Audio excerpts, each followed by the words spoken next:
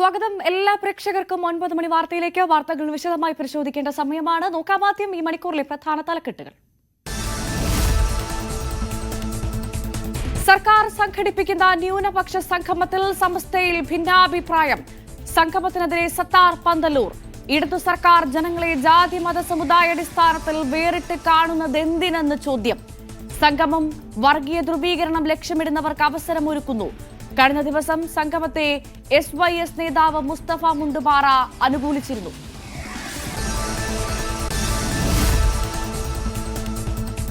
ഇന്ത്യക്ക് മേൽ ഇരട്ട തീരുവ പ്രഖ്യാപിച്ചത് വലിയ ഭിന്നതയ്ക്കിടയാക്കിയെന്ന് അമേരിക്കൻ പ്രസിഡന്റ് ഡൊണാൾഡ് ട്രംപ്. ഇത് ഇരു രാജ്യങ്ങളെയും വലിയ തർക്കത്തിലേക്ക് നയിച്ചുവെന്നും ട്രംപ്. എന്നാൽ ഇരട്ട തീരുവ പിൻവലിക്കുമെന്ന കാര്യത്തിൽ വ്യക്തത വരുത്താതെ ട്രംപ്.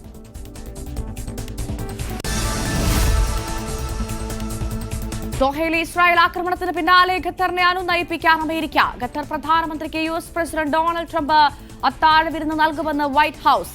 ചർച്ചകളിൽ US പ്രത്യേക പ്രതിനിധി സ്റ്റീവ് വിറ്റ്കോഫും പങ്കെടുക്കും. US സന്ദർശനത്തിനെത്തിയ ഖത്തർ പ്രധാനമന്ത്രി വൈസ് പ്രസിഡന്റ് JD വാൻസുമായി കൂടിക്കാഴ്ച നടത്തി.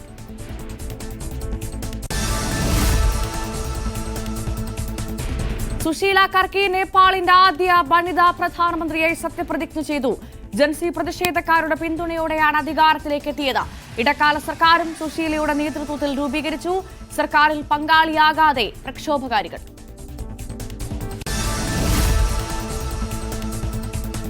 കർണാടകയിലെ ഹാസനിൽ ഗണേശ നിമഞ്ജന ഘോഷയാത്രയ്ക്കിടയിലേക്ക് ട്രക്ക് പാഞ്ഞുകയറിയുണ്ടായ അപകടത്തിൽ മരണം 9. ഇന്നലെ രാത്രിയായിരുന്നു അപകടം. പരിക്കേറ്റ പലരുടെയും നില ഗുരുതരം.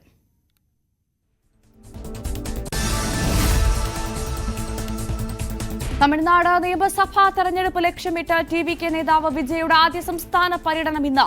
തിരുച്ചിറപ്പള്ളിയിൽ നിന്നാണ് യാത്ര തുടങ്ങുന്നത്. നിങ്ങളുടെ വിജയ് ഇതാ വരുന്നുവെന്ന മുദ്രാവാക്യമുയർത്തിയാണ് യാത്ര.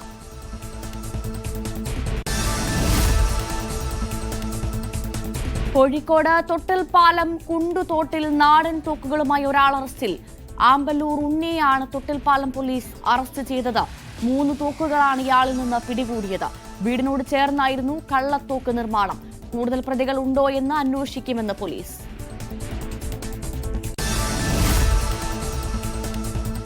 കോഴിക്കോട് പേരാമ്പ്രയിൽ വീണ്ടും കാട്ടാനാക്രമണം. പേരാമ്പ്ര സ്വദേശി ബാബുവിന് ഗുരുതര പരിക്ക്. പേരാമ്പ്രയിലെ എസ്റ്റേറ്റിൽ ടാപ്പിംഗ് വാച്ചർ തൊഴിലാളിയാണ് ബാബു. ഗുരുതരമായി പരിക്കേറ്റ ബാബു കോഴിക്കോട് മെഡിക്കൽ കോളേജിൽ.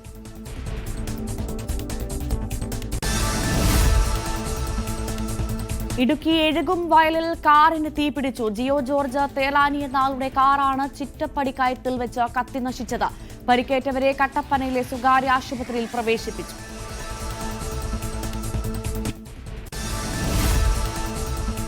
സംസ്ഥാനത്ത് വീണ്ടും ഹൃദയ ശസ്ത്രക്രിയ. മസ്തിഷ്ക മരണം സംഭവിച്ച അങ്കമാലി സ്വദേശി ദിൽജിത്തിന്റെ ഹൃദയം കൊല്ലം സ്വദേശിനിയായ 13-കാരിയിൽ മാറ്റിവെച്ചു. ശസ്ത്രക്രിയ നടത്തിയത് എറണാകുളം ലിസി ആശുപത്രിയിൽ. പുലർച്ചെ 1:30 ഹൃദയം ആശുപത്രിയിൽ എത്തിച്ചു. 1:30 തുടങ്ങിയ ശസ്ത്രക്രിയ 3.5 മണിക്കൂർ നീണ്ടുനിന്നു.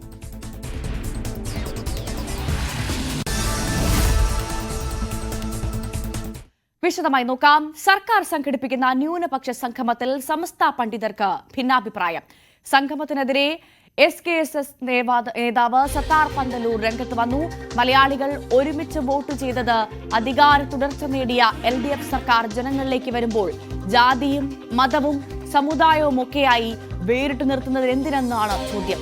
സർക്കാർ സമുദായങ്ങളെ തരം തിരിച്ച് അഭിസംബോധന ചെയ്യുന്നത് വർഗീയ ധ്രുവീകരണം ലക്ഷ്യം വെക്കുന്നവർക്ക് വലിയ അവസരമല്ലേ നൽകുന്നതെന്ന വിമർശനവും സത്താർ പന്തല്ലൂർ ഉന്നയിക്കുന്നു. സംഗമത്തെ അനുകൂലിച്ച് SYS നേതാവ് മുസ്തഫ മുണ്ടുപാറ കഴിഞ്ഞ ദിവസം രംഗത്ത് വന്നിരുന്നു. CB അനുമോദ് വിവരങ്ങളുമായി ചേരുന്നു.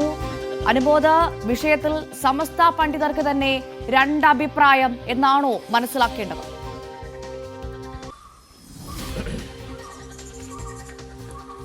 ഭവ്യ, ഈ ന്യൂനപക്ഷ സംഗമത്തെ കുറിച്ചുള്ള ചർച്ചകൾ ഉയർന്നപ്പോൾ തന്നെ ഇതിൽ കഴിഞ്ഞ ദിവസം SYSന്റെ നേതാവായ മുസ്തഫ മുണ്ടുപാറ നമ്മളോട് തന്നെ അദ്ദേഹത്തിന്റെ അഭിപ്രായം രേഖപ്പെടുത്തിയിരുന്നു. അത് പോസിറ്റീവായിട്ട് കാണുന്നു എന്ന തരത്തിലായിരുന്നു അദ്ദേഹത്തിന്റെ അഭിപ്രായം.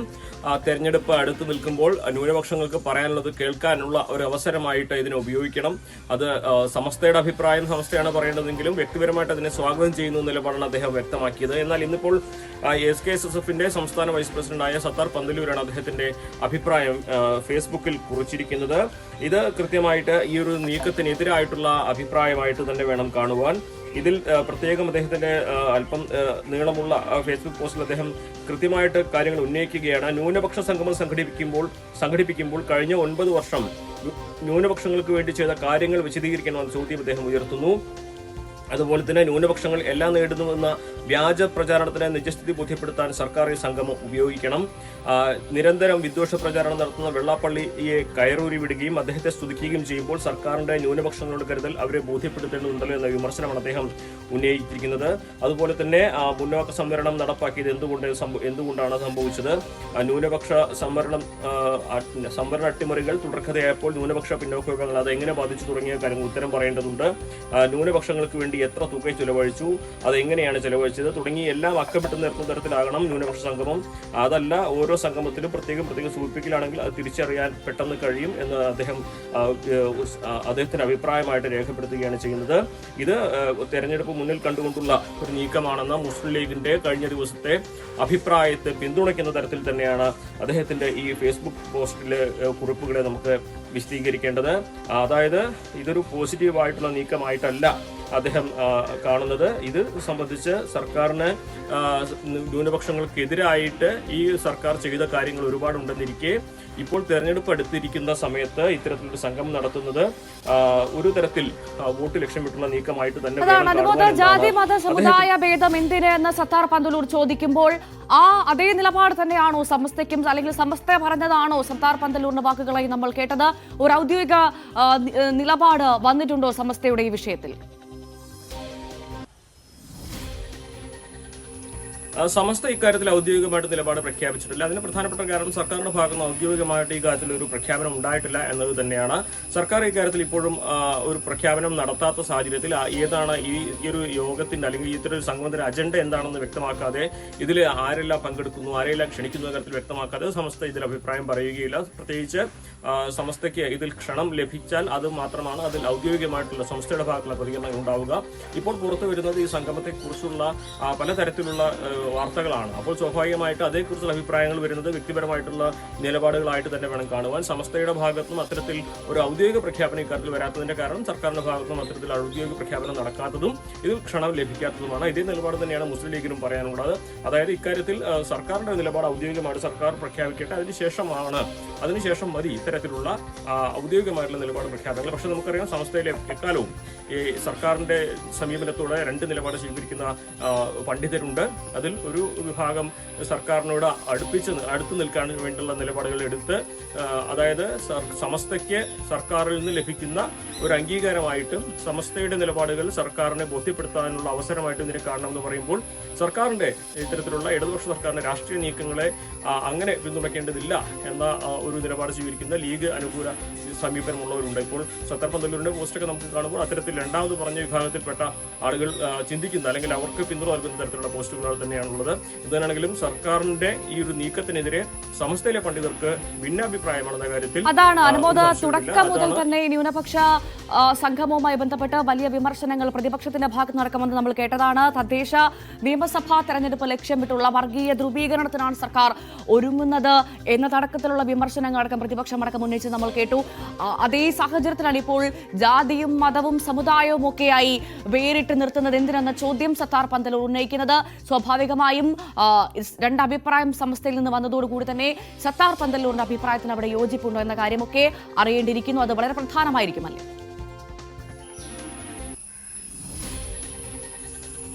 തീർച്ചയായും ഇതിൽ സർക്കാരിന്റെ ഒരു നിലപാട് അത് സർക്കാർ പ്രഖ്യാപിക്കാതെ ഇക്കാര്യത്തിൽ ഔദ്യോഗിക നിലപാടിലേക്ക് സമസ്ത പോവുകയില്ല. നമുക്കറിയാം ഭൂരിപക്ഷ വർഗീയതയുടെക്ക് കുടപിടിക്കുന്ന തരത്തിലേക്കാണ് ഈ അയ്യപ്പ ഭക്ത സംഗമത്തെ ഒരു വിഭാഗം കാണുന്നത്. അതല്ലെങ്കിൽ സർക്കാർ തെരഞ്ഞെടുപ്പിനോടനുബന്ധിച്ച് ഈ വോട്ട് ബാങ്ക് ലക്ഷ്യമിട്ട് നടത്തുന്ന ഒരു നീക്കമായിട്ട് വേണം ഇതിനെ കാണുവാൻ എന്നാണ് ഒരു വിഭാഗം വിമർശിക്കുന്നത്. അതിനെ സാധൂകരിക്കുന്ന തരത്തിൽ തന്നെയാണ് പലപ്പോഴും ഈ ഒരു സാമുദായിക സംഘടനകളുടെ ഭാഗത്തു നിന്നുള്ള പ്രതികരണത്തെ ഇപ്പോൾ കാണേണ്ടത്. പക്ഷേ ഇതിലെപ്പോഴും സർക്കാരാണ്, ഈ ന്യൂനപക്ഷ വകുപ്പാണ് ഇതിൽ ഔദ്യോഗികമായിട്ട് പ്രഖ്യാപനം നടത്തേണ്ടത്. എന്തുകൊണ്ടാണ് ഇത്തരത്തിൽ സംഘം നടത്തുന്നത്, അതിന്റെ അജണ്ടകൾ എന്തെല്ലാമാണ്, ഏത് സെമിനാർ പോലെയാണോ, അതോ അതിൽ എന്തെല്ലാം വിഷയങ്ങൾ ചർച്ച ചെയ്യും, സർക്കാർ ഇതുവരെ നടത്തിയ കാര്യങ്ങളാണോ അതിന്റെ ഉള്ളടക്കമുള്ളത്, അതല്ലെങ്കിൽ ഈ ന്യൂനപക്ഷ സംഘടനകൾക്ക് പറയാനുള്ളത് കേൾക്കാനുള്ള ഒരു വേദിയായിട്ടാണോ സർക്കാർ ഇതിനെ കാണുന്നത്, ഇതിൽ ആരെല്ലാം പങ്കെടുക്കുന്നുണ്ട്, ഏതെല്ലാം വിഭാഗങ്ങൾക്ക് ക്ഷണമുണ്ട്, ഇതിൽ ഏതെങ്കിലും രാഷ്ട്രീയ പാർട്ടികൾക്ക് ക്ഷണമുണ്ടോ, അത്തരത്തിൽ വളരെ വിപുലമായി അറിയേണ്ടതായിട്ടുള്ള ഒരുപാട് കാര്യങ്ങൾ ഇതിലുണ്ട്. അതൊന്നും പുറത്തു വരാത്ത സാഹചര്യത്തിൽ ഇപ്പോൾ ഉള്ളതൊക്കെ വ്യക്തിപരമായിട്ടുള്ള അഭിപ്രായങ്ങൾ തന്നെ വേണം കാണുവാൻ. അതുകൊണ്ടാണ് സർക്കാരിന്റെ ഈ ഒരു സമീപനത്തിൽ ഔദ്യോഗിക പ്രഖ്യാപനം ഒന്നിനു ശേഷമേ സമസ്തയോ അതുപോലെ തന്നെയുള്ള സംഘടനകളോ ഔദ്യോഗികമായിട്ടോ അല്ലെങ്കിൽ അവരുടെ പ്രഖ്യാപിത നിലപാട് പുറത്ത് പറയുകയുള്ളൂ അല്ലെങ്കിൽ പങ്കുവെക്കുകയുള്ളൂ നിലപാട് സ്വീകരിച്ചിരിക്കുന്നത്. മുസ്ലിം ലീഗും സമാനമായ നിലപാടാണ് ഇക്കാര്യത്തിൽ സ്വീകരിച്ചിട്ടുള്ളത്. ഭവ്യ. ശരി, സി വി അനുമോദാണ് വിവരങ്ങൾ നൽകിയത്. പ്രധാനമന്ത്രിയുടെ മണിപ്പൂർ സന്ദർശനം ഇന്ന്. ചുരാചന്ദ്പൂരിലും ഇംഫാലിലും സന്ദർശനം നടത്തും. മണിപ്പൂർ കലാപത്തിന് ശേഷം പ്രധാനമന്ത്രി നടത്തുന്ന ആദ്യ സന്ദർശനമാണിത്. പ്രധാനമന്ത്രിയുടേത് ആത്മാർത്ഥതയില്ലാത്ത നടപടിയെന്ന ആരോപണം ഉൾപ്പെടെ ഉയർത്തി കടുത്ത വിമർശനവുമായി പ്രതിപക്ഷം രംഗത്തുണ്ട്. രാകേഷ് വിവരങ്ങളുമായി ചേരുന്നു. Rakesh, good morning. നമ്മൾ കണ്ടതാണ്, രാജ്യം കണ്ട ഏറ്റവും വലിയ കലാപങ്ങൾ ഒന്ന് തന്നെയാണ് മണിപ്പൂർ. അക്കാര്യത്തിൽ സംശയമില്ല. അന്ന് മണിപ്പൂരിലേക്ക് പ്രധാനമന്ത്രി എത്തണമെന്ന് മുറവിളി കൂട്ടിയിരുന്നു പ്രതിപക്ഷം. അപ്പോൾ പോലും അവിടേക്ക് എത്താത്ത പ്രധാനമന്ത്രി ഇപ്പോഴിതാ മണിപ്പൂർ ശാന്തമായപ്പോൾ അങ്ങോട്ടേക്ക് എത്തുകയാണ്. സ്വാഭാവികമായും വലിയ കലാപത്തിന് സാക്ഷ്യം വഹിച്ച മണിപ്പൂരിൽ പ്രധാനമന്ത്രി എന്തു പറയും എന്നത് ഏറെ ശ്രദ്ധേയമായിരിക്കും, അല്ലേ? അതെ ഭവ്യ, കാരണം 2 വർഷവും 4 മാസവും കഴിയുമ്പോഴാണ് പ്രധാനമന്ത്രിയുടെ മണിപ്പൂർ സന്ദർശനം. കാരണം പല കാലങ്ങളിൽ പ്രതിപക്ഷവും വിവിധ സംഘടനകളും ചോദ്യം ചെയ്തതാണ് എന്തുകൊണ്ട് പ്രധാനമന്ത്രി മണിപ്പൂർ സന്ദർശിക്കാൻ തയ്യാറാകുന്നില്ല എന്ന്. അന്ന് പക്ഷേ അത്തരമൊരു നീക്കം, പ്രത്യേകിച്ച് ലോക്സഭാ തെരഞ്ഞെടുപ്പ് ഇക്കാലയളവിലാണ് കഴിഞ്ഞു പോയത്, അപ്പോൾ പോലും പ്രധാനമന്ത്രി അവിടെ സന്ദർശിച്ചിരുന്നില്ല. ഏതായാലും ഇന്ന് 2 പരിപാടികളാണ് പ്രധാനമന്ത്രിക്കുള്ളത്. ഒന്ന് ചുരാചന്ദ്പൂരിലാണ്. അവിടെയാണ് പ്രധാനമന്ത്രി ആദ്യം എത്തുന്നത്. ഏതാണ്ട് 12:15 ചുരാചന്ദ്പൂരിലെത്തും. ചുരാചന്ദ്പൂര് കുക്കി വിഭാഗങ്ങളുടെ സ്വാധീന മേഖലയാണ്, അവർ ഭൂരിപക്ഷമുള്ള മേഖലയാണ്. അതിനുശേഷമാണ് ഇംഫാലിൽ പ്രധാനമന്ത്രിയുടെ 2ാമത്തെ പരിപാടി. കാംഗ്ല ഫോർട്ടിൽ നടക്കുന്ന പൊതുയോഗത്തിലും പ്രധാനമന്ത്രി പങ്കെടുക്കുന്നുണ്ട്. അങ്ങനെ 2 പരിപാടികളാണ് നിശ്ചയിച്ചിരിക്കുന്നത്. സ്വാഭാവികമായും ദുരിതാശ്വാസ ക്യാമ്പുകളിൽ കഴിയുന്നവരെയൊക്കെ തന്നെ പ്രധാനമന്ത്രി കാണും, അവരുടെ പരാതികൾ കേൾക്കും. പക്ഷേ പ്രധാനമന്ത്രി എന്തു പറയുന്നു എന്നുള്ളത് നിർണായകമാണ്. കാരണം കലാപം തുടങ്ങി 2 വർഷവും 4 മാസം പിന്നിടുമ്പോൾ പോലും ഇരു വിഭാഗങ്ങൾക്കിടയിലും ഒരു ഐക്യം ഉണ്ടായിട്ടില്ല. ഇപ്പോഴും സാധാരണ നിലയിലേക്ക് മണിപ്പൂർ എത്തി എന്ന് നമുക്ക് പറയാൻ കഴിയില്ല. സംഘർഷം കുറഞ്ഞിട്ടുണ്ട് എന്നുള്ളത് വസ്തുതയാണ്. അപ്പോൾ പോലും സാധാരണ ജീവിതത്തിലേക്ക് ഈ 2 വിഭാഗങ്ങളെയും ജനങ്ങളെയും മടക്കിക്കൊണ്ടുവരാൻ എന്തൊക്കെ ഫോർമുലകൾ, എന്തൊക്കെ നിർദ്ദേശങ്ങൾ കേന്ദ്രത്തിന് മുന്നിലുണ്ട്, പ്രധാനമന്ത്രി എന്തൊക്കെ പറയും എന്നുള്ള ആകാംക്ഷയുണ്ട്. അതാണ് ഉറ്റുനോക്കുന്നത്. കാരണം ഇപ്പോഴും 56,000-ലധികം ആളുകൾ ക്യാമ്പുകളിൽ കഴിയുകയാണ്. പലരും വീട് വിട്ടു പോയിട്ടുണ്ട്. പ്രത്യേകിച്ച് മെയ്തൈ വിഭാഗങ്ങൾക്ക് സ്വാധീനമുള്ള മേഖലകളിലേക്ക് കുക്കി വിഭാഗത്തിലുള്ള ആളുകൾക്ക് തിരിച്ചു വരാൻ കഴിഞ്ഞിട്ടില്ല. തിരിച്ചും അങ്ങനെ തന്നെയാണ്.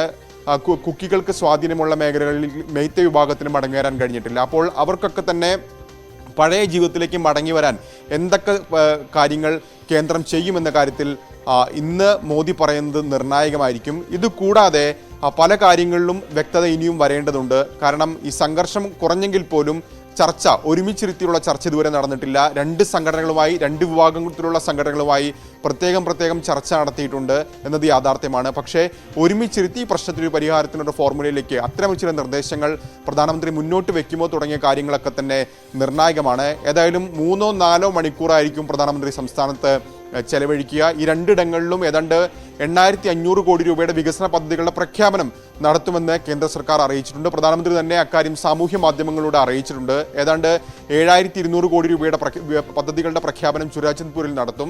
അതിനുശേഷം 1,300 കോടി രൂപയുടെ പ്രഖ്യാപനമായിരിക്കും ഇംഫാലിൽ നടക്കുന്ന പരിപാടിയിൽ പ്രധാനമന്ത്രി പ്രഖ്യാപിക്കുക. ഏതായാലും കോൺഗ്രസ് കടുത്ത വിമർശനം ഈ വിഷയത്തിൽ ഉന്നയിച്ചിട്ടുണ്ട്. കാരണം ഈ 3-4 മണിക്കൂർ ഉള്ള സന്ദർശനം കൊണ്ട് മണിപ്പൂരിനുണ്ടായ മുറിവുണക്കാൻ സാധിക്കില്ല എന്ന പ്രതികരണമാണ് കോൺഗ്രസിന്റെ ഭാഗത്തുനിന്ന് ഉണ്ടായിട്ടുള്ളത്. ഉണ്ടായിട്ടുള്ളത്. ഏതായാലും പ്രധാനമന്ത്രിയുടെ സന്ദർശനം കണക്കിലെടുത്ത് കനത്ത സുരക്ഷയിലാണ് മണിപ്പൂരുള്ളത്. പ്രത്യേകിച്ച് കഴിഞ്ഞ ദിവസം പോലും അവിടെ സംഘർഷമുണ്ടായി. പ്രത്യേകിച്ച് ഈ തോരണങ്ങളൊക്കെ തന്നെ കെട്ടുന്നതിനിടയിൽ അവിടെ ഒരു സംഘം അക്രമികൾ പോലീസുമായി ഏറ്റുമുട്ടി.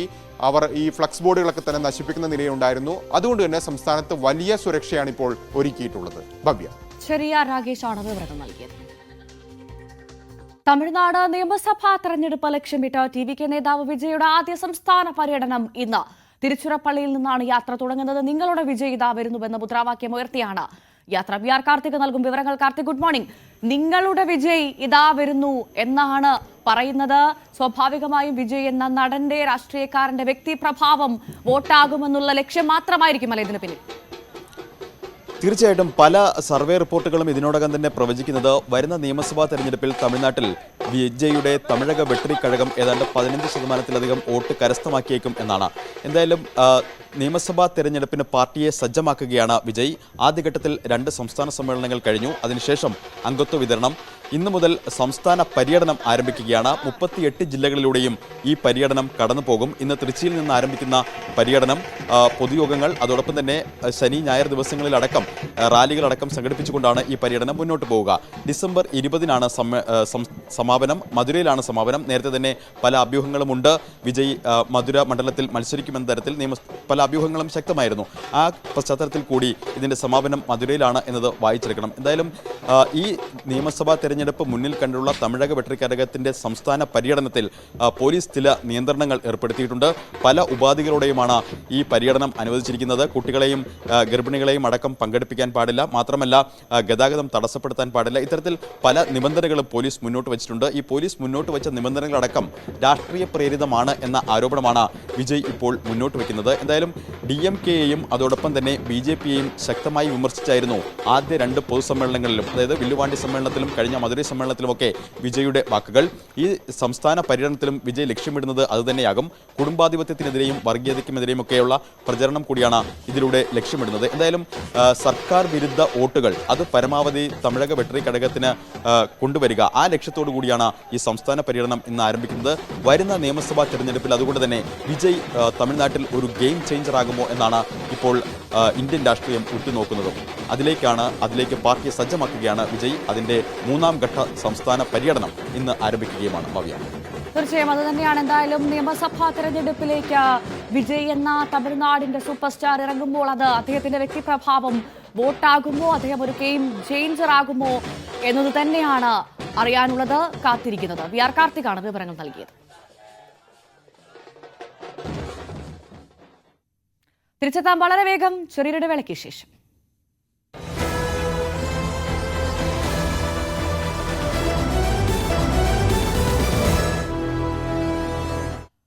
ഇന്ത്യക്ക് മേൽ ഇരട്ടത്തിരിവ് പ്രഖ്യാപിച്ചത് വലിയ ഭിന്നതയ്ക്കിടയാക്കിയെന്ന് അമേരിക്കൻ പ്രസിഡന്റ് ഡൊണാൾഡ് ട്രംപ്. ഇത് ഇരു രാജ്യങ്ങളെയും വലിയ തർക്കത്തിലേക്ക് നയിച്ചുവെന്നും ട്രംപ് പറയുന്നു. എന്നാൽ ഇരട്ടത്തിരിവ് പിൻവലിക്കുമെന്ന കാര്യത്തിൽ ട്രംപ് വ്യക്തത നൽകിയിട്ടില്ല. MG മിഥുൻ നൽകും വിവരങ്ങൾ. Mithun, good morning.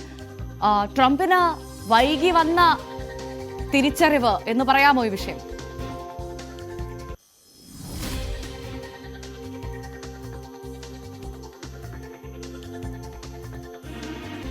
ഇന്ത്യക്ക് മേൽ ഇരട്ടത്തീരുവ പ്രഖ്യാപിച്ചത് വലിയ ഭിന്നതയ്ക്കിടയാക്കിയെന്ന് അമേരിക്കൻ പ്രസിഡന്റ് ഡൊണാൾഡ് ട്രംപ്. ഇത് ഇരു രാജ്യങ്ങളെയും വലിയ തർക്കത്തിലേക്ക് നയിച്ചുവെന്നും ട്രംപ് പറയുന്നു. പക്ഷെ അപ്പോൾ പോലും ഇരട്ടത്തീരുവ പിൻവലിക്കുമോ എന്ന കാര്യത്തിൽ ട്രംപ് ഒരു വ്യക്തത നൽകിയിട്ടില്ല. മിഥുൻ വിവരങ്ങളുമായി ചേരുന്നു. മിഥുൻ, വൈകി വന്നൊരു തിരിച്ചറിവാണോ ഡൊണാൾഡ് ട്രംപിന്? ഇന്ത്യയുമായുള്ള സൗഹൃദത്തിൽ ഇടിവുണ്ടാകുന്നു, വലിയ ഭിന്നത ഈ വിഷയവുമായി ബന്ധപ്പെട്ട് ഇരു രാജ്യങ്ങൾ തമ്മിൽ ഉണ്ടാകുന്നു എന്നുള്ളൊരു തിരിച്ചറിവ് വൈകിയാണോ വന്നത് ട്രംപിന്?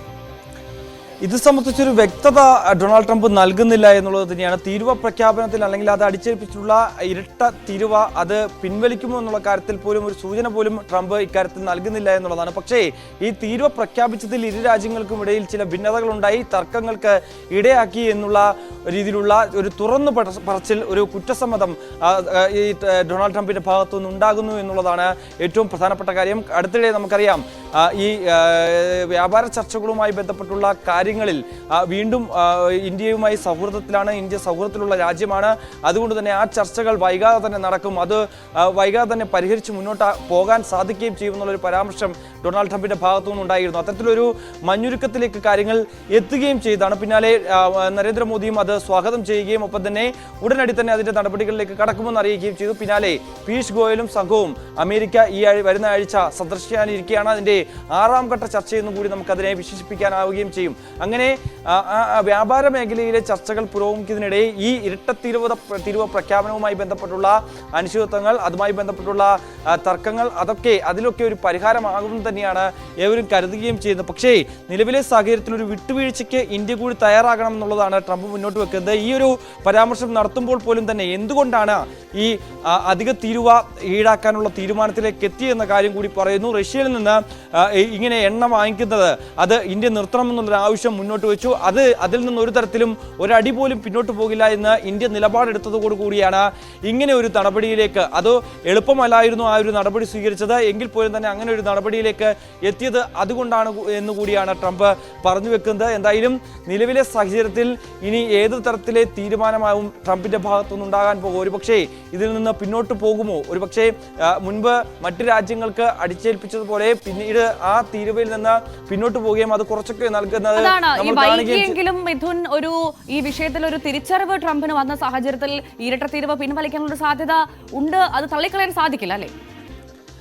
ഭവ്യ, അതിലൊരു പ്രധാനപ്പെട്ട കാര്യം, നേരത്തെ സാമ്പത്തിക വിദഗ്ധരും ഒപ്പം തന്നെ അവിടുത്തെ യുഎസിലെ ഫെഡറൽ കോടതിയും ഒക്കെ ഇക്കാര്യങ്ങൾ ചൂണ്ടിക്കാണിച്ചിരുന്നു. ഫെഡറൽ കോടതി വ്യക്തമാക്കിയ ഒരു കാര്യം, അങ്ങനെ ഏകപക്ഷീയമായി മറ്റു രാജ്യങ്ങൾക്ക് മേൽ തീരുവ അടിച്ചേൽപ്പിക്കാനുള്ള അധികാരം പ്രസിഡന്റിന് ഇല്ല എന്നുള്ളതാണ്. അതായത് എക്കണോമിക് ആക്ട് പ്രകാരം, എമർജൻസി എക്കണോമിക് ആക്ട് പ്രകാരമാണ് ഈ ഒരു നടപടി ട്രംപ് സ്വീകരിച്ചിരിക്കുന്നത്. പക്ഷേ മറ്റു രാജ്യങ്ങൾക്ക് മേൽ ഉപരോധം ഏർപ്പെടുത്താനുള്ള കാര്യങ്ങൾ മാത്രമാണ് ഈ ഒരു നിയമത്തിലൂടെ വ്യവസ്ഥ ചെയ്യുന്നത്. പക്ഷേ തീരുവ നടപ്പിലാക്കാൻ ഒരിക്കലും സാധിക്കില്ല എന്നുള്ളത് ചൂണ്ടിക്കാണിച്ചുകൊണ്ടാണ് ഫെഡറൽ കോടതി ട്രംപിന്റെ നടപടിക്ക് കനത്ത തിരിച്ചടി നൽകിക്കൊണ്ടുള്ള വിധി പ്രസ്താവിക്കുകയും ചെയ്തത്. അത് ട്രംപിന് മുന്നിലുണ്ട്. മറ്റൊന്ന്, സാമ്പത്തിക വിദഗ്ധർ ചൂണ്ടിക്കാണിച്ച ചില വിഷയങ്ങളുണ്ട്. അതായത് ഈ തീരുമാനം, അത് ഇന്ത്യക്ക് മേൽ അടിച്ചേൽപ്പിച്ചിരിക്കുന്ന ഇത്തരത്തിലുള്ള ഇരട്ട തീരുവ, അത് വിനയാകാൻ പോകുന്നത് അല്ലെങ്കിൽ തിരിച്ചടിയാകാൻ പോകുന്ന ഒരു ബൂമറാങ് പോലെ അത് തിരിച്ചു വരാൻ പോകുന്ന അമേരിക്കയ്ക്ക് തന്നെയാണ് എന്നുള്ളത് തന്നെയാണ്. പ്രത്യേകിച്ച് ഇവിടെ നിന്നുള്ള കയറ്റുമതികൾ, ഈ മരുന്ന് പോലുള്ള ഉൽപ്പന്നങ്ങൾ, മറ്റ് കാർഷിക ഉൽപ്പന്നങ്ങളൊക്കെ അമേരിക്കയിലേക്ക് ഇറക്കുമതി ചെയ്യുകയും ചെയ്യുന്നുണ്ട്. അതൊക്കെ പിൽക്കാലത്ത് വരുമ്പോഴത്തേക്കും അത് ഒരു വലിയ പ്രതിസന്ധിയിലേക്ക് രാജ്യത്തെ മാറ്റിയെടുക്കും. ഒപ്പം തന്നെ വലിയ സാമ്പത്തിക പ്രതിസന്ധിയിലേക്ക് കൂടി പോയേക്കാം എന്നുള്ളൊരു വിലയിരുത്തൽ ഇത്തരത്തിൽ സാമ്പത്തിക വിദഗ്ധരടക്കം ചൂണ്ടിക്കാണിക്കുകയും ചെയ്തിട്ടുണ്ടായിരുന്നു.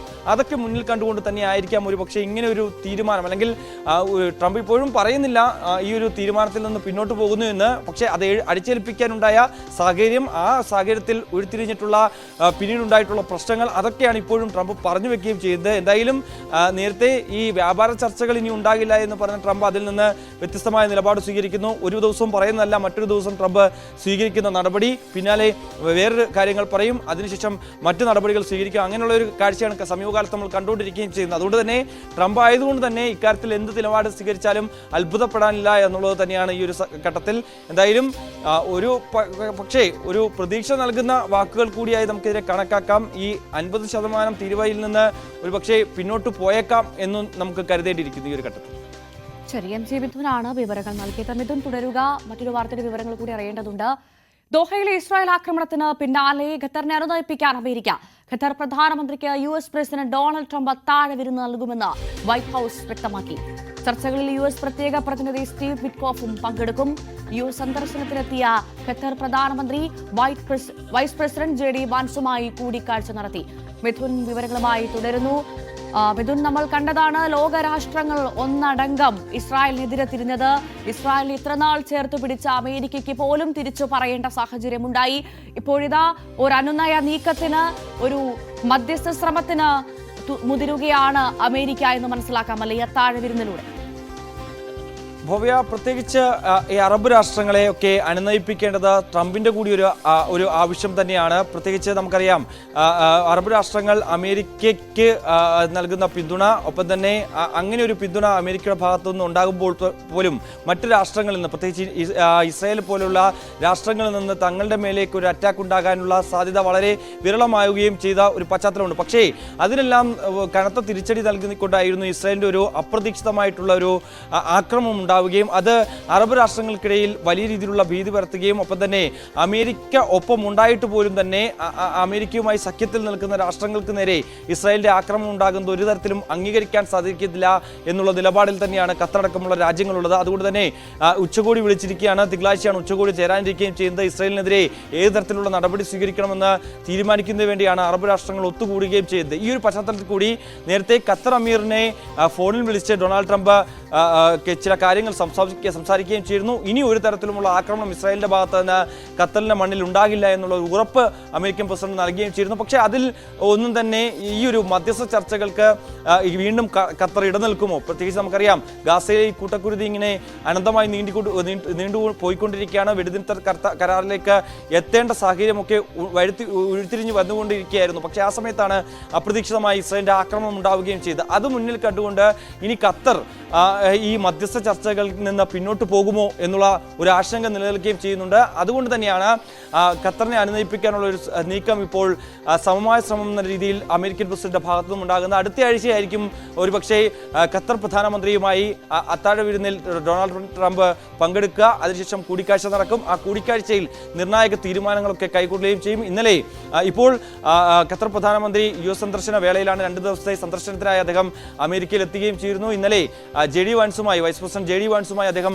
കൂടിക്കാഴ്ച നടത്തുകയും ചെയ്യുന്നു. ഒപ്പം തന്നെ മാർക്കോ റൂബിയോ ഈ വരുന്ന ആഴ്ച തന്നെ ഇസ്രായേൽ സന്ദർശിക്കുമെന്നുള്ള വിവരങ്ങൾ കൂടി ഒരു ഘട്ടത്തിൽ പുറത്തു വരികയും ചെയ്യുന്നുണ്ട്. ഒപ്പം തന്നെ ഈ 2 രാജ്യങ്ങളെയും, പ്രത്യേകിച്ച് GCC രാജ്യങ്ങളെയും ഒപ്പം തന്നെ ഇസ്രായേലിനെയും ഒപ്പം ചേർത്ത് പിടിച്ചുകൊണ്ട് മുന്നോട്ട് പോവുക എന്നുള്ള നടപടിയായിരിക്കും സ്വാഭാവികമായും അമേരിക്ക സ്വീകരിക്കുക എന്നുള്ളത് തന്നെയാണ്. നിലവിലെ സാഹചര്യത്തിൽ അറബ് രാഷ്ട്രങ്ങൾക്കുണ്ടായിട്ടുള്ള ഒരു അതൃപ്തി അത് പരിഹരിക്കുക എന്ന വലിയ ലക്ഷ്യമാണ് ഡൊണാൾഡ് ട്രംപിന് മുൻപിലുള്ളത്.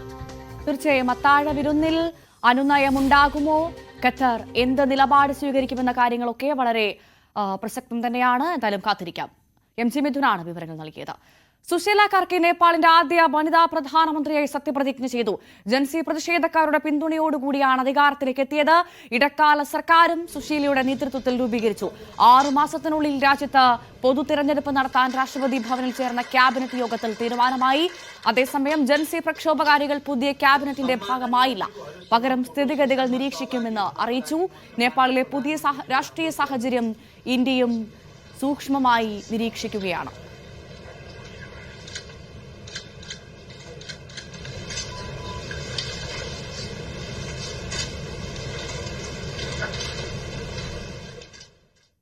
ഇനി മറ്റു വാർത്തകൾ നോക്കാം. കേരളത്തിലേക്ക് വരാം. ബീവറേജസ് കോർപ്പറേഷന്റെ കുപ്പി പരിഷ്കാരത്തിൽ വലഞ്ഞ ഉപഭോക്താക്കളും ജീവനക്കാരും. പ്ലാസ്റ്റിക് മദ്യക്കുപ്പികൾക്ക് 20 രൂപ അധികം വാങ്ങി 4 കുപ്പി തിരിച്ചു കൊടുക്കുമ്പോൾ പണം തിരികെ നൽകുന്ന രീതിയാണ് കൃത്യമായ മുന്നൊരുക്കങ്ങൾ ഇല്ലാതെ നടപ്പിലാക്കിയത്. കാരണം ജീവനക്കാർക്ക് തലവേദനയായിരിക്കുകയാണ് ഈ സംഭവം. കുപ്പി നൽകാനായുള്ള തിരക്ക്, ഔട്ട്ലെറ്റിൽ നിന്ന് തന്നെ മദ്യം വേറെ കുപ്പിയിലാക്കുന്നവർ, 4 കുപ്പികളുടെ കണക്കൊപ്പികൾ അങ്ങനെ നീളുകയാണ് ജീവനക്കാരുടെ ദുരിതം.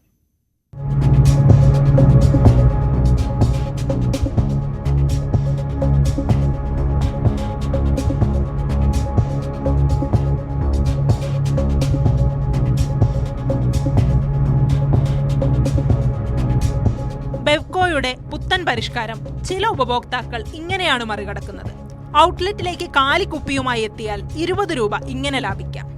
പ്ലാസ്റ്റിക് കുപ്പികൾ വഴി ഉണ്ടാകുന്ന മലിനീകരണം നിയന്ത്രിക്കാനായി ബെവ്കോ മുന്നോട്ട് വെച്ച പുത്തൻ ആശയമായിരുന്നു പ്ലാസ്റ്റിക് മദ്യക്കുപ്പികൾക്ക് 20 രൂപ അധികം ഈടാക്കി കുപ്പി തിരികെ നൽകുമ്പോൾ ഈ തുക തിരികെ നൽകുക എന്നത്. പക്ഷേ കൃത്യമായ മുന്നൊരുക്കമില്ലാതെ 2 ജില്ലകളിൽ നടപ്പാക്കിയ പുതിയ രീതി ജീവനക്കാരെ ശരിക്കും വലച്ചിരിക്കുകയാണ്. കുടുംബശ്രീയിൽ നിന്നും പ്രത്യേകം ജീവനക്കാരെ നിയമിക്കുമെന്ന ഉറപ്പ് നടപ്പായിട്ടില്ല. ജീവനക്കാർ തന്നെ കുപ്പിക്ക് മുകളിൽ സ്റ്റിക്കർ ഒട്ടിക്കണം, രസീത് നൽകണം, ഒഴിഞ്ഞ കുപ്പിയുമായി വരുന്നവർക്ക് പണം തിരികെ നൽകണം. പരീക്ഷണ പദ്ധതി ജീവനക്കാരെ ശരിക്കും പരീക്ഷിക്കുകയാണ്.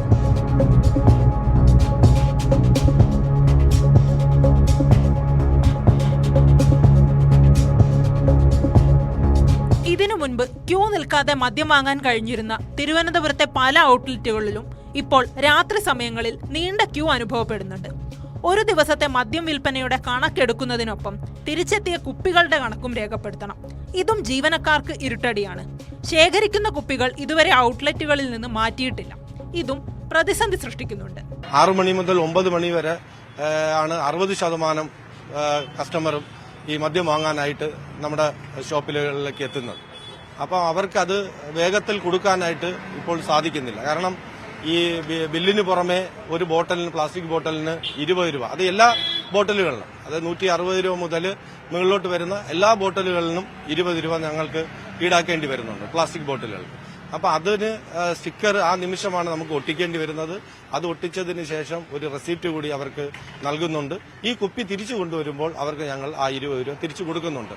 എന്നാൽ ഈ 3 ദിവസമായിട്ട് വിറ്റുപോയതിൽ മുഴുവൻ കുപ്പികളും വന്നിട്ടില്ല. പക്ഷെ ഒരു 20% കുപ്പികൾ വരുന്നുണ്ട്. പക്ഷെ അങ്ങനെ വരുമ്പോൾ അത് സ്വീകരിക്കുമ്പോഴും അതിനും മറ്റൊരു പ്രയാസം ആ വിൽപ്പന ഭാഗത്ത് നേരിടേണ്ടി വരുന്നുണ്ട്. കനത്ത നികുതി നൽകി വാങ്ങുന്ന മദ്യത്തിന്മേൽ നിന്നും കൂടുതൽ തുക ഖജനാവിലേക്ക് എത്തിക്കാനുള്ള തന്ത്രമാണിതെന്നും വിമർശനമുയരുന്നുണ്ട്. 20 രൂപയ്ക്കായി വീണ്ടും ഔട്ട്ലെറ്റിലേക്ക് വരേണ്ടി വരുന്ന ഉപഭോക്താക്കളെയും പുതിയ രീതി ബുദ്ധിമുട്ടിലാക്കുന്നുണ്ട്. ന്യൂസ് 18 തിരുവനന്തപുരം. മസ്തിഷ്ക മരണം സംഭവിച്ച അങ്കമാലി സ്വദേശി ദിൽജിത്തിന്റെ ഹൃദയമിനി കൊല്ലം സ്വദേശിനിയായ 13-കാരിയിൽ മിടിക്കും. എറണാകുളം ലിസി ആശുപത്രിയിൽ ശസ്ത്രക്രിയ വിജയകരമായി പൂർത്തിയായി. ഹൃദയത്തിന് പുറമെ കരളും വൃക്കകളും കണ്ണും ഉൾപ്പെടെ ദാനം ചെയ്തു. 7 പേരിലൂടെ ദിൽജിത്ത് ഇനി ജീവിക്കും. ആജ്ഞ രവീന്ദ്രൻ വിവരങ്ങളുമായി ചേരുന്നു. ആജ്ഞ, ഗുഡ് മോർണിംഗ്. ഇത്തരം വാർത്തകൾ കേൾക്കുമ്പോൾ അവയവദാനത്തിന്റെ മഹത്വം, അതിന്റെ ആവശ്യകതയൊക്കെ കൂടിയാണ് നമ്മളെ ഓർമ്മിപ്പിക്കുന്നത്. ദിൽജിത്ത് നമ്മളെ വിട്ടുപോയി, പക്ഷേ 7 പേർക്ക് പൊതുജീവൻ നൽകിയാണ്. അവരുടെ ഓർമ്മകളിലൂടെ, അവരിലൂടെ ഇനി ദിൽജിത്ത് ജീവിക്കും.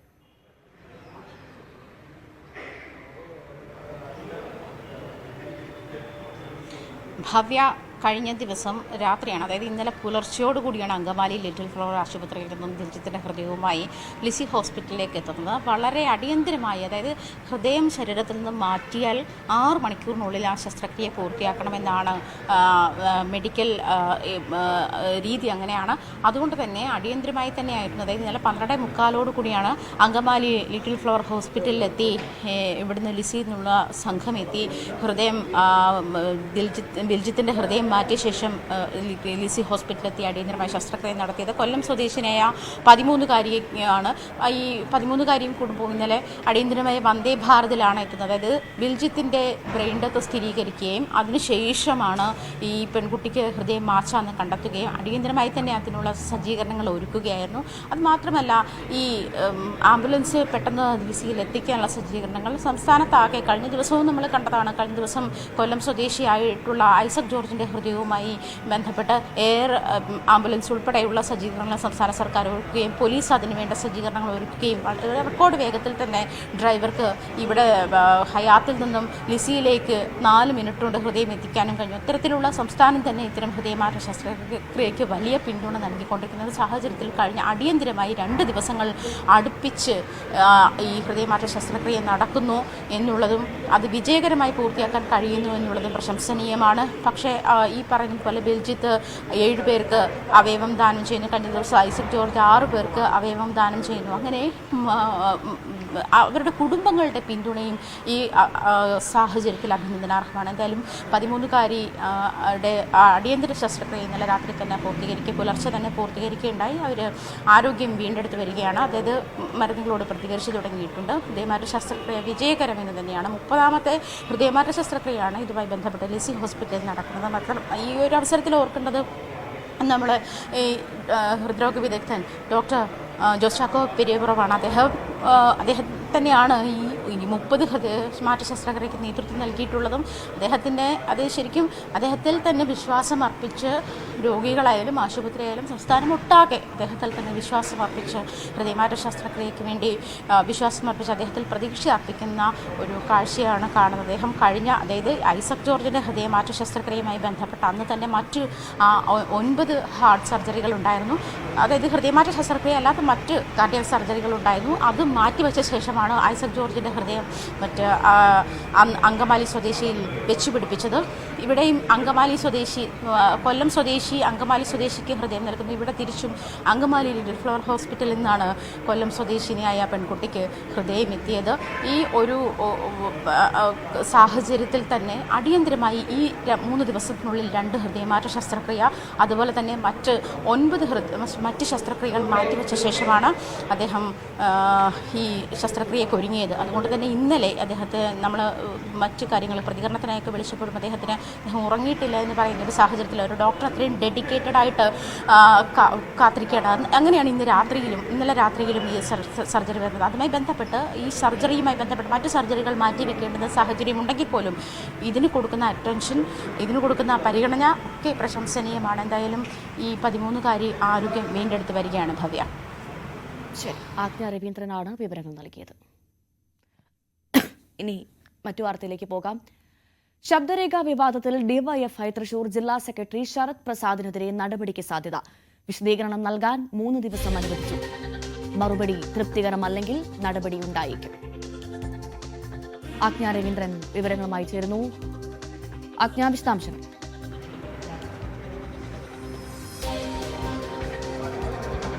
ഭവ്യ, ശബ്ദരേഖാ വിവാദവുമായി ബന്ധപ്പെട്ട് തൻ്റേതല്ല എന്നുള്ള ശരത് പ്രസാദിൻ്റെ വിശദീകരണം വരുന്നു. അതേസമയം ശരത് പ്രസാദിൻ്റേതാണ് എന്ന് സ്ഥിരീകരിക്കുന്ന സാഹചര്യം വന്നിരുന്നു.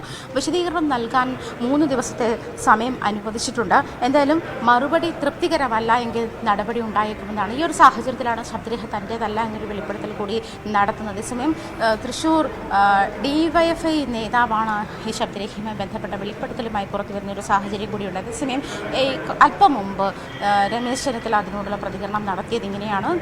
ഡിവൈഎഫ്ഐ സെക്രട്ടറിയുടെ ഈ വെളിപ്പെടുത്തൽ അടിസ്ഥാനമാക്കി CPM നടത്തുന്ന അഴിമതികളെ മറച്ചുവെക്കുന്നത്, കരുവന്നൂർ ബാങ്ക് ഇടപാട് ഉൾപ്പെടെയുള്ള അഴിമതികളെ മറച്ചുവെക്കാനുള്ള ഒരു നീക്കമാണ് CPM നടത്തുന്നത്. കപ്പലണ്ടി കച്ചവടം നടത്തിയ ആൾ വലിയ വ്യവസായി ആയത് എങ്ങനെയാണ് തുടങ്ങിയ ചോദ്യങ്ങളൊക്കെ തൃശ്ശൂരിൽ ബാക്കിയാവുന്നുണ്ട്. ഇതൊക്കെ മറപിടിക്കാൻ വേണ്ടിയിട്ടാണ് CPM നേതൃത്വം നൽകുന്ന അഴിമതിക്ക് മറപിടിക്കാൻ വേണ്ടിയാണ് ഇത്തരമുള്ള ആരോപണങ്ങളുമായി പുറത്തു വരുന്നതെന്നാണ് രമേശ് ചെന്നിത്തല അല്പം മുമ്പ് നമ്മളോട് പ്രതികരിച്ചത്. ഇങ്ങനെയാണ്. എന്തായാലും ശരത് പ്രസാദിനെതിരെ നടപടിക്ക് ശുപാർശ ചെയ്തിട്ടുണ്ട്. 3 ദിവസത്തിനുള്ളിൽ വ്യക്തമായ മറുപടി നൽകിയില്ലെങ്കിൽ നടപടി ഉണ്ടാകുമെന്നാണ് മനസ്സിലാക്കുന്നത്. ഭവ്യ.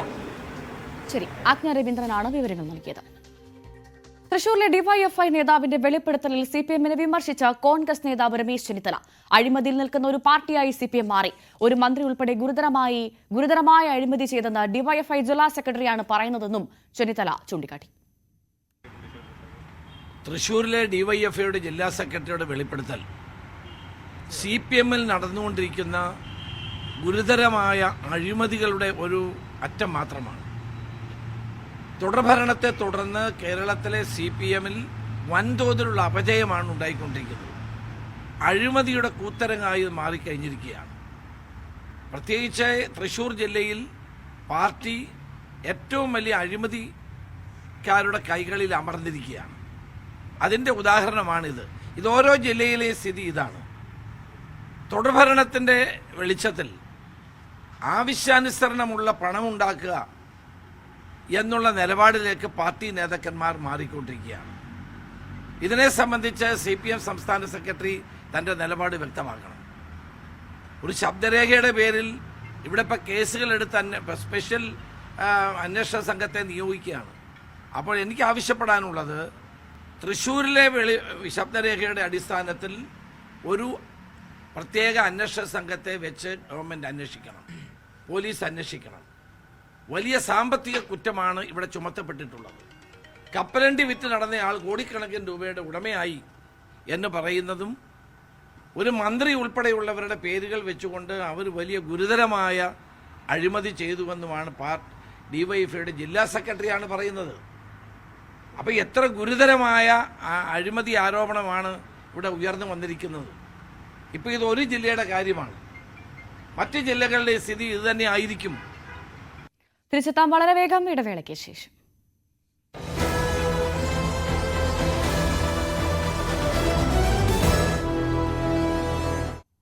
കോഴിക്കോട് പേരാമ്പ്രയിൽ കാട്ടാന ആക്രമണം. പേരാമ്പ്രയിലെ എസ്റ്റേറ്റിൽ ടാപ്പിംഗ് വാച്ചർ തൊഴിലാളിയായ ബാബുവിനാണ് ഗുരുതരമായി പരിക്കേറ്റത്. വാരിയലിന് പൊട്ടലേറ്റ ബാബു കോഴിക്കോട് മെഡിക്കൽ കോളേജിൽ ചികിത്സയിലാണ്. MS അനീഷ് കുമാർ വിവരങ്ങളുമായി ചേരുന്നു. അനീഷ്, വളരെ ദാരുണമായ സംഭവമായി പോയി. ഇവിടെ സ്ഥിരമായി ഇങ്ങനെ കാട്ടാനകൾ ഇറങ്ങുന്ന പ്രദേശമാണോ? ഈ ബാബുവിന്റെ ആരോഗ്യനില അതെങ്ങനെയുണ്ട്?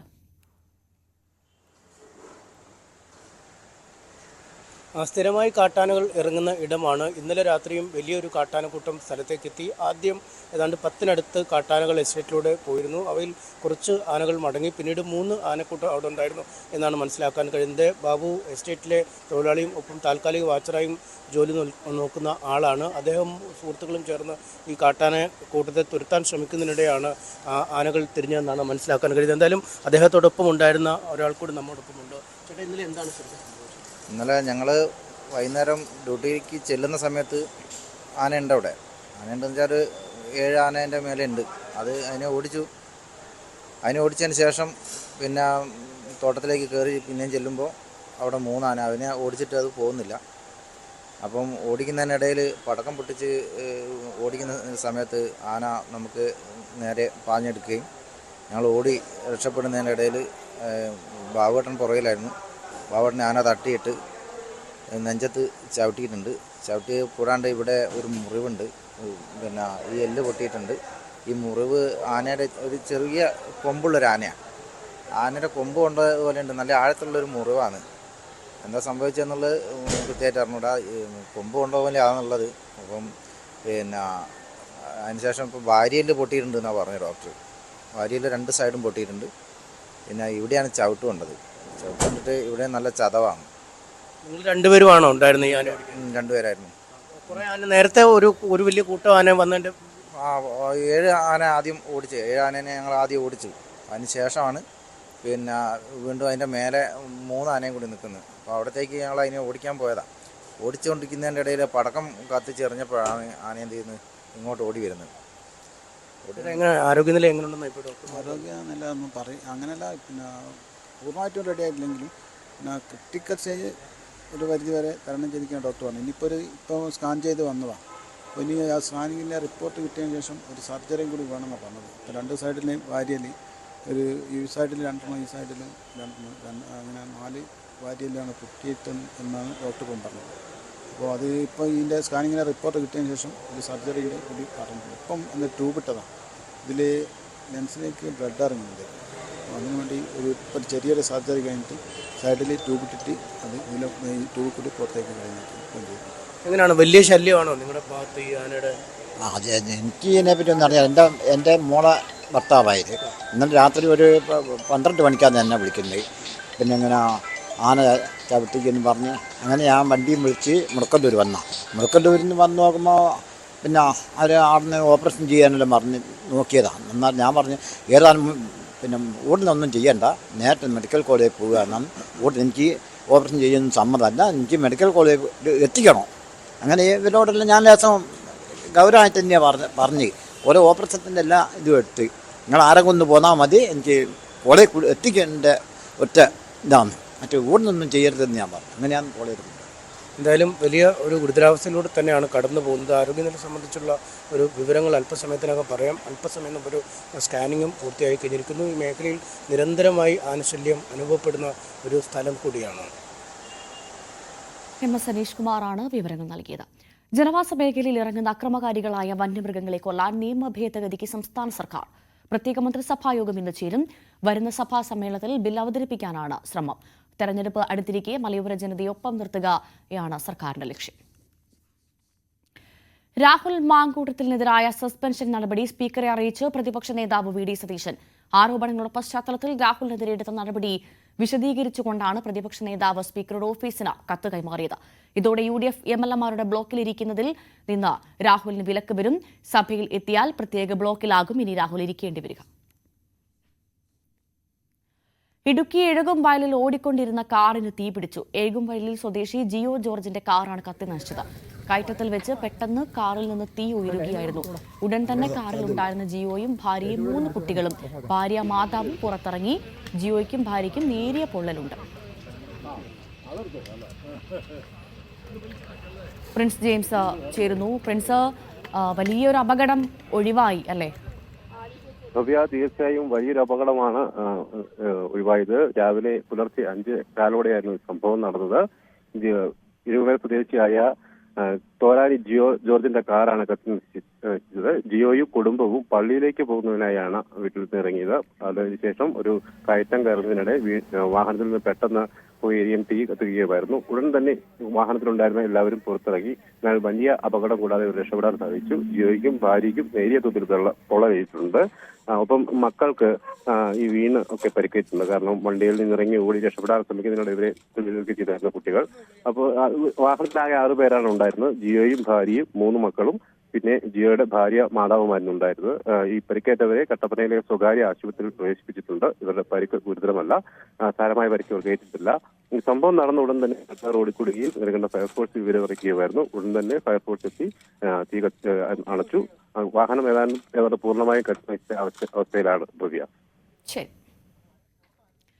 തിരുവനന്തപുരം ആറ്റിങ്ങലിൽ പാർക്ക് ചെയ്തിരുന്ന കാറിന് തീപിടിച്ചു. ആറ്റിങ്ങൽ KSRTC സ്റ്റാൻഡിന് സമീപം രാത്രി 1 മണിയോടെയായിരുന്നു സംഭവം. കാറിലുണ്ടായിരുന്ന 2 പേരും ഉടൻ പുറത്തിറങ്ങി രക്ഷപ്പെട്ടു. കാറിന്റെ മുൻഭാഗം പൂർണ്ണമായും കത്തിനശിച്ചു. ആറ്റിങ്ങൽ ഫയർ ആൻഡ് റെസ്ക്യൂ സേന എത്തി തീ നിയന്ത്രണ വിധേയമാക്കി.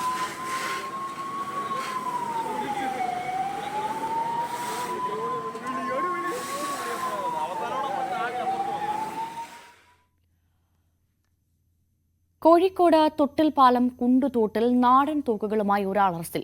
ആമ്പല്ലൂർ ഉണ്ണിയാണ് തൊട്ടിൽപ്പാലം പോലീസ് അറസ്റ്റ് ചെയ്തത്. 3 തോക്കുകളാണ് ഇയാളിൽ നിന്ന് പിടികൂടിയത്. വീടിനോട് ചേർന്നായിരുന്നു കള്ളത്തോക്ക് നിർമ്മാണം. കൂടുതൽ പ്രതികൾ ഉണ്ടോ എന്ന് അന്വേഷിക്കുമെന്ന് പോലീസ് പറഞ്ഞു. മഴയായാലും വെയിലായാലും പട്ടാമ്പിയിൽ യാത്രാ ദുരിതത്തിന് അറുതിയില്ല. ഏറെ നാളത്തെ ആവശ്യങ്ങൾക്ക് ശേഷം നവീകരണം തുടങ്ങിയെങ്കിലും ഇപ്പോൾ നാട്ടുകാരെ വലയ്ക്കുന്നത് രൂക്ഷമായ അവിടുത്തെ പൊടിശല്യമാണ്.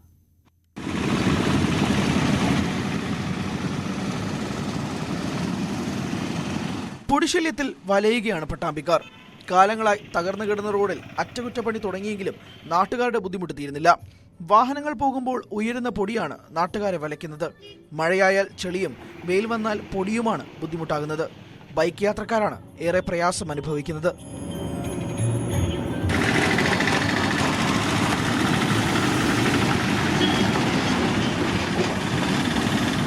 പട്ടാമ്പി ടൗണിലൂടെ ഒരു തവണ ഒന്ന് യാത്ര ചെയ്തു കഴിഞ്ഞാൽ ഏതൊരു സാധാരണ മനുഷ്യനും ഏറ്റവും അധികം വലിയ ബുദ്ധിമുട്ടിലൂടെയാണ് കടന്നു പോകുന്നത് എന്ന് സ്വയം മനസ്സിലാക്കാൻ കഴിയുന്ന സാഹചര്യമാണുള്ളത്. എന്റെ പുറകിൽ കാണുന്ന ഇപ്പോൾ ഒരു ചെറിയൊരു നനവ് കഴിഞ്ഞു. പക്ഷെ 2 മിനിറ്റ് 5 മിനിറ്റ് കഴിയുമ്പോഴേക്കും തന്നെ വീണ്ടും പൊടി ഉയർന്നുകൊണ്ട്, പ്രത്യേകിച്ച് ഡിവൈഡർ ഒന്നും ഇല്ലാത്തത് കൊണ്ട് വാഹനങ്ങൾ സ്വന്തം നിലയ്ക്ക് വലിയ സ്പീഡിലൊക്കെ പോകുമ്പോൾ തൊട്ട് പുറകെ വരുന്ന ആളുകൾക്ക്, പ്രത്യേകിച്ച് ബൈക്ക് യാത്രികർക്കൊക്കെ വലിയ ബുദ്ധിമുട്ട് നേരിടുന്നുണ്ട്.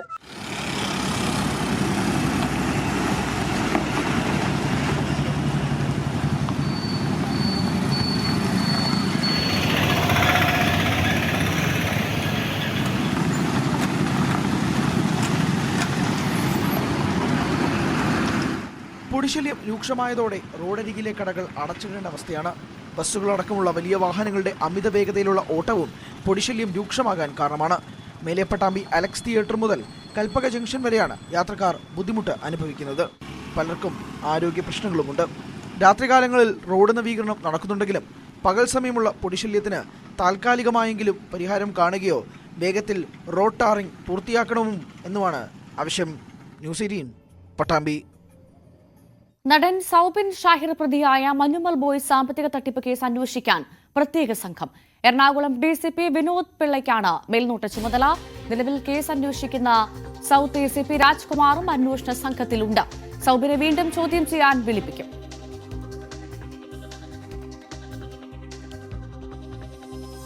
നവമി ദിനേശ് വിവരങ്ങളുമായി ചേരുന്നു. നവമി, വിശദാംശങ്ങൾ.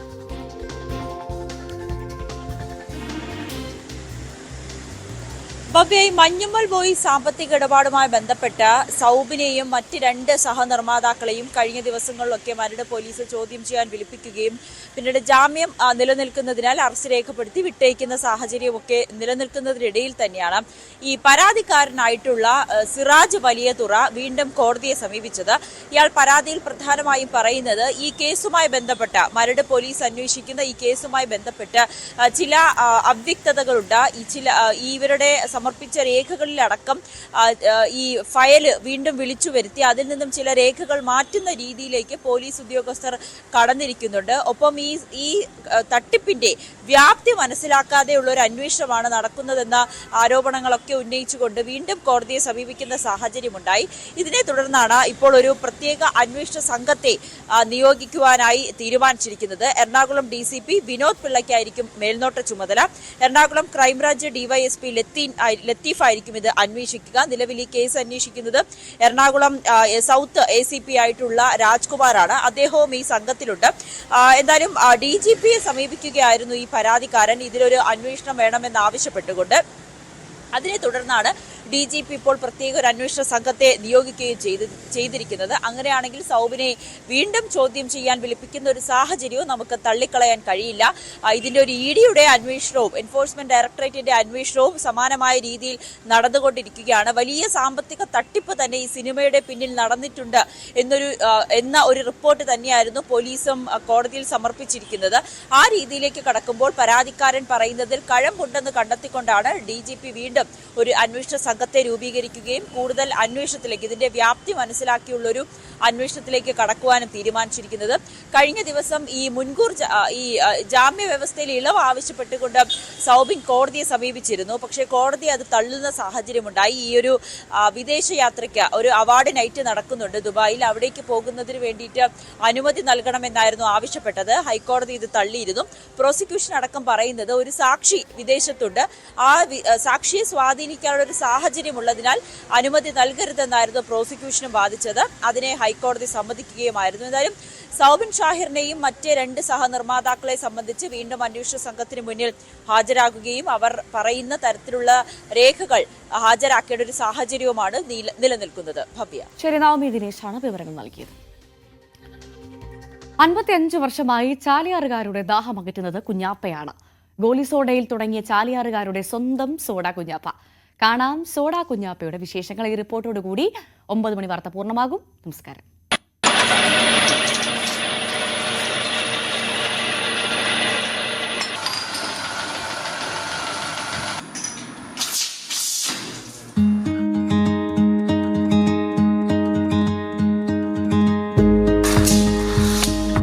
പതിമൂന്നാം വയസ്സിൽ ഉപ്പയെ സഹായിച്ചുകൊണ്ട് സോഡ വിതരണ മേഖലയിലേക്ക് ഇറങ്ങിയതാണ് ചാലിയാറുകാരുടെ സ്വന്തം സോഡ കുഞ്ഞാപ്പ എന്ന ഷൗക്കത്ത് അലി.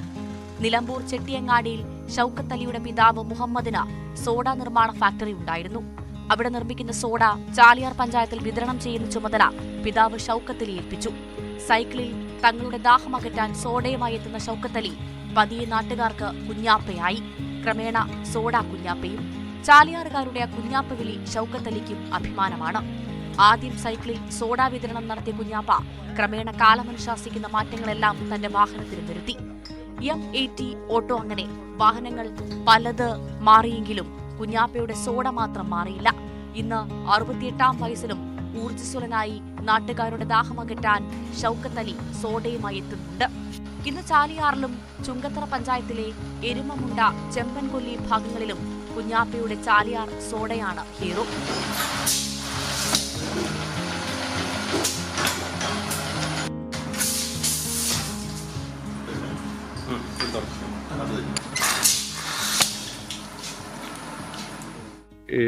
എഴുപതിന് മുന്നേ തുടങ്ങി 68-69 അപ്പോൾ ഞാൻ നിലമ്പൂരിൽ സോഡ കൊണ്ടിരുന്നു. നിലമ്പൂർ വില്ലേജ് ഓഫീസിൻ്റെ നേരെ മുന്നിൽ സോഡ വാപ്പന സോഡ കമ്പനി. അവിടെ ഞാൻ കളത്തങ്കടയിൽ ഇപ്പോഴത്തെ മാനവത ഹൈസ്കൂളില്ലേ അതിലായിരുന്നു സൈക്കിളിൽ വരുള്ളൂ. ടൈലിറക്കിയിട്ട് പുഴയിൽ കൂടെ വന്നിട്ട് തോണിന് വന്നിട്ടുണ്ട്. പിന്നെ അന്ന് ഇപ്പോഴത്തെ റോഡ് ധാറിങ്ങില്ല, ഒക്കെ കട്ട റോഡാണ്. പൂന്തിയോളം പൊടിയും കല്ലൊക്കെ ആണ്. അപ്പോൾ സൈക്കിളുമ്പോൾ 2 ട്രിപ്പൊക്കെ ഞാൻ അമ്പലത്തേക്ക് വന്നിട്ടുണ്ട്. ഞാൻ ബാപ്പി വന്നിട്ടുണ്ട്. അപ്പോൾ ഒരുമിച്ച് വന്നിട്ടുണ്ട്. അത് സോഡക്ക് 10 പൈസയാണ്. അതിന് 3 പൈസ കമ്മീഷനും 7 പൈസ ഞങ്ങൾക്ക് കൊടുക്കും. പിന്നെ അന്ന് ചായക്കും 10 പൈസ ഉണ്ട്. പിന്നെയാണ് അന്ന് ഈ കളറുണ്ടായിരുന്നു. കളറിന് 15 പൈസ, 5 പൈസ കമ്മീഷനും 10 പൈസ ഞങ്ങൾക്ക് കൊണ്ടിരിക്കുന്നത്. ഗോലി സോഡയുടെ ആദ്യ കാലം മുതൽ കുഞ്ഞാപ്പയുടെ സോഡ ചാലിയാറിലുണ്ട്. 13-ാം വയസ്സിൽ കച്ചവടത്തിനിറങ്ങുമ്പോൾ ഗോലി സോഡയ്ക്ക് വില 10 പൈസ. കടക്കാരുടെ കമ്മീഷൻ കിഴിച്ച് കുഞ്ഞാപ്പയ്ക്ക് കിട്ടുന്നത് 7 പൈസ. കളർ സോഡയ്ക്ക് അന്ന് 15 പൈസ വിലയുണ്ട്. 5 പൈസ കമ്മീഷൻ നൽകണം. ഇന്ന് ആ 7 പൈസയുടെ സ്ഥാനത്ത് കുഞ്ഞാപ്പയ്ക്ക് സോഡ ഒന്നിന് കിട്ടുന്നത് 7 രൂപ. ഇവിടെ വന്നിട്ട് ഇവിടെ 39-40 വർഷം പോലെ കാരണം ആദ്യം സ്റ്റാർട്ടിങ് വീട്ടിൽ കമ്പനി ഇട്ടത്, പിന്നെ ഞാൻ അകമ്പാടത്തൊക്കെ വാങ്ങി മദ്രസൻ്റെ കെട്ടിടമാക്കി. ഇപ്പം ഞാൻ അവിടുന്ന് ഇപ്പോൾ 4 വർഷമായി ഇപ്പം ഇങ്ങോട്ട് വന്നിട്ട് വട്ടേക്കോട് പിന്നെ മൊഡേണ റോഡ് ഇവിടെ വട്ടേക്കോട് ഇതാണ് ഇപ്പോൾ താമസം. അപ്പം പറഞ്ഞാൽ സോഡ കമ്പനിക്കട്ട് വാങ്ങിയത് 4 വർഷം കഴിഞ്ഞു. നിലമ്പൂരുകാരനായ ഷൗക്കത്ത് അലി 40 വർഷമായി ചാലിയാർ പഞ്ചായത്തിലെ ബോട്ടേക്കാടാണ് താമസം. ആദ്യമായി കച്ചവടത്തിനിറങ്ങുമ്പോൾ പിതാവ് നൽകിയ ഒരു ഗോലി സോഡ ഇന്നും ഷൗക്കത്ത് അലി നിധി പോലെ സൂക്ഷിച്ചിട്ടുണ്ട്. ഒപ്പം പിതാവിന്റെ കാലത്ത് സോഡ ഉണ്ടാക്കിയിരുന്ന പഴയ സംവിധാനങ്ങളെല്ലാം ബൊട്ടേലക്കാടെ സോഡ ഫാക്ടറിയിൽ ഷൗക്കത്ത് അലി ഇപ്പോഴും സൂക്ഷിച്ചു വെച്ചിരിക്കുകയാണ്. അന്ന് പാലമില്ലാത്ത കാലത്ത് സൈക്കിൾ ചവിട്ടിയും തോണിയിൽ കയറിയും സോഡ കച്ചവടം നടത്തിയത് ഇന്നലെ എന്നതുപോലെ ഷൗക്കത്ത് അലിക്ക് ഓർമ്മയുണ്ട്. വിവിധയിനം ശീതളപാനീയങ്ങൾ വിപണി കീഴടക്കിക്കൊണ്ടിരിക്കുമ്പോഴും കുഞ്ഞാപ്പയുടെ സോഡയ്ക്ക് ആവശ്യക്കാർ ഏറെയാണ്. സോഡ ഉണ്ടാക്കുന്നതും വിപണനം നടത്തുന്നതും കുഞ്ഞാപ്പ തന്നെ. സഹായികളായ മക്കളായ ഫൈസലും റഷീദും ഒപ്പമുണ്ട്. ന്യൂസ് 18 തിരൂർ.